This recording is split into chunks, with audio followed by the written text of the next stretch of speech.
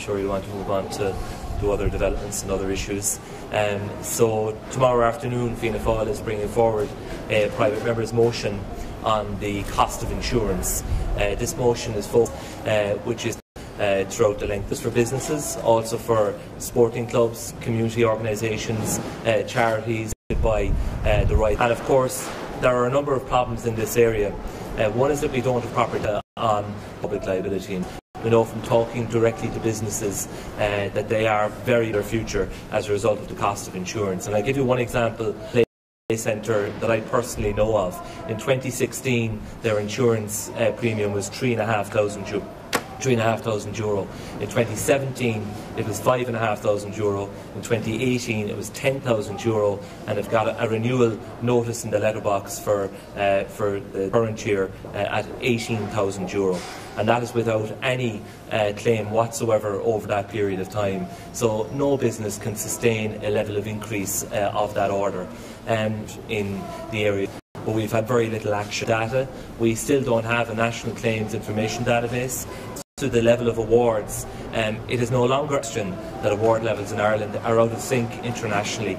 We know from the Personal Injuries Commission report from July of last year that soft tissue injuries receive payouts in Ireland 4.4 times the level of England and Wales, and that's a fact. So it's no longer a myth, it's no longer an assertion or a claim. That has been borne out by the evidence, and it has not been dealt with. So even though the government have had that report since July of 2018, they've taken no action on the key, which involves setting up a judicial council and for to issue new guidelines on the question of award levels for personal injuries. So at a time when so many businesses are at risk of having to close their doors because of the cost of insurance, we've had no decisive action in respect of the elephant in the room, which is the issue of awards.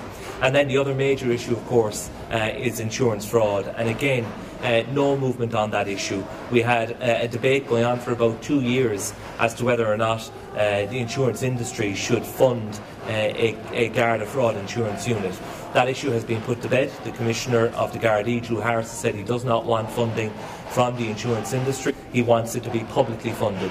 But even at this point, we still do not have any confirmation that there will be a Garda fraud insurance unit set up.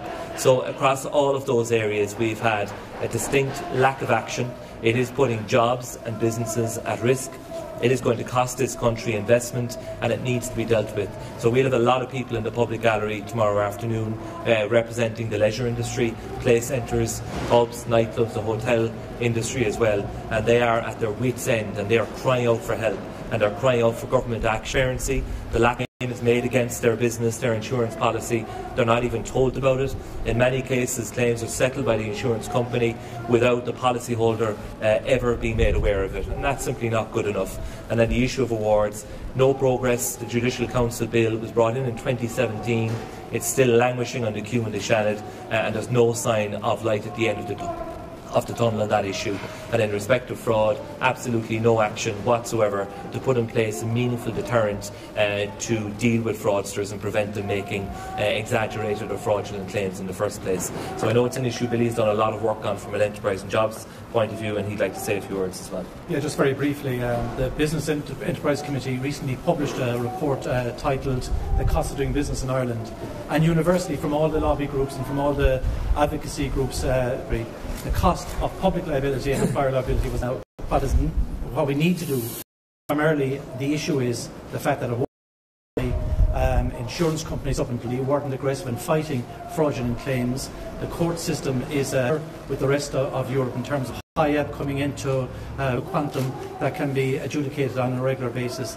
And the other key issue, of course, is presently looking at type of country. We need to see that being aggressively pursued as well. The companies are going up quite substantially in recent times. So overall, the insurance needs more competition, but it needs to be those that hold premiums, businesses, the cost of insurance, and the pressures that are on out there. So we do need a number of factors. Claims are addressed of awards as well to bring us into kilter with the rest of Europe and particularly the UK. So we'll take any questions on that first, if there are any, before we move on. Okay. Yeah, I might just say a few words on the developments. Obviously yesterday we had Theresa May in Strasbourg. We had the publication of 3 documents that are to be read in conjunction with the withdrawal agreement. From my perspective and from the Fianna Fáil perspective, there have been changes, there has been compromise. I think it's a little bit easier today to exit the backstop than it was yesterday. To December 2017, when the backstop was born and we turned a bulletproof, rock-solid, cast-iron backstop, I think we've come a long way from that. I think the language that oversold serious diplomatic problems which we recover from ever since. There was a breakthrough last night, but we're obviously extremely concerned to see reports this morning. It appears as though his advices have to support that Theresa May would need to get her deal through. It struck me this morning the ERG's perspective also want to assess the implication of those documents, and the question from their perspective still remains. If it goes beyond endeavours not being employed, but comes down to intractable differences, if you look to his last paragraph, if it goes to that point where both sides but still cannot, Secretary Cox's position, he is suggesting that the UK will remain within the backstop. That is troublesome, it is a problem.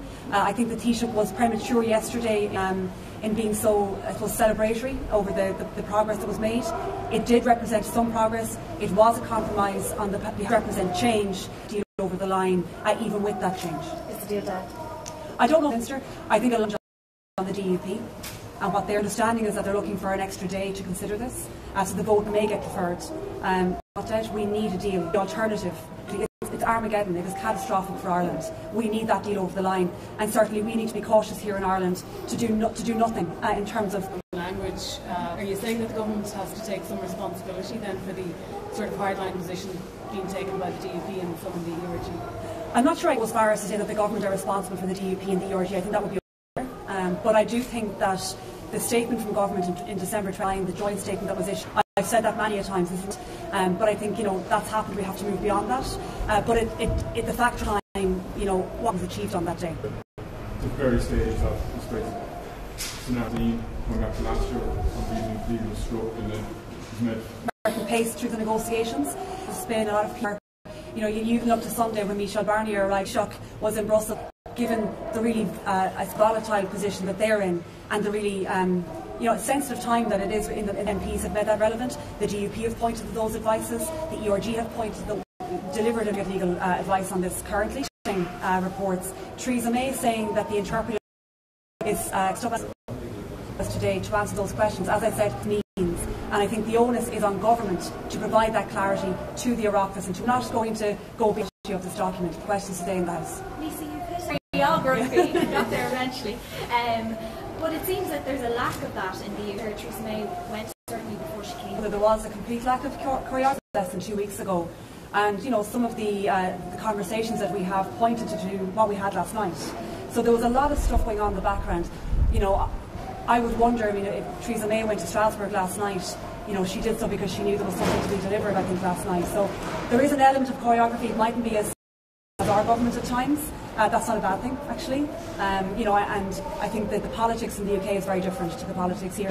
I think we've shown incredible maturity, stability in the Oireachtas here, in large part due to our party's work in ensuring confidence in supply continues to give that stability to our country. The same hasn't happened in the UK. Would she have to resign if she doesn't pass this vote either tonight or tomorrow?